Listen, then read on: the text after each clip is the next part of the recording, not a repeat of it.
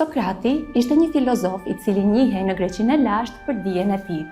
Një ditë, një burr vrapon me entuziazëm drejt tij dhe i thotë: "Sokrat, kam diçka shumë të rëndësishme për të thënë për një nxënësin tënd." Sokrati e ndal me qetësi dhe i thotë: "Përpara se të ma thuash, le ta kalojmë në 3 filtra." Burri hutohet: "Çfarë filtrash?" "Filtri i parë është e vërteta. A je i sigurt që ajo që do të më thuash është plotësisht e vërtetë?"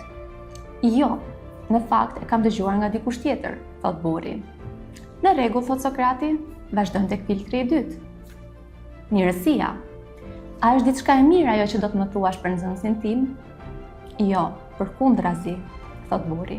Atëherë Sokrati buzëqesh lehtë. "Pra nuk je i sigurt nëse është e vërtetë dhe gjithashtu nuk qen ka as diçka e mirë. Megjithatë, le të kalojmë te filtrin e tretë. Dobia. A është e dobishme për mua që ta dëgjoj këtë?" Jo në fakt," përgjigjet burri.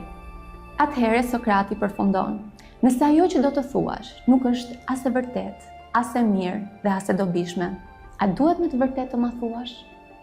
Jo çdo gjë që dëgjojmë meriton të përsëritet. Fjalët duhet të kalojnë për 3 porta.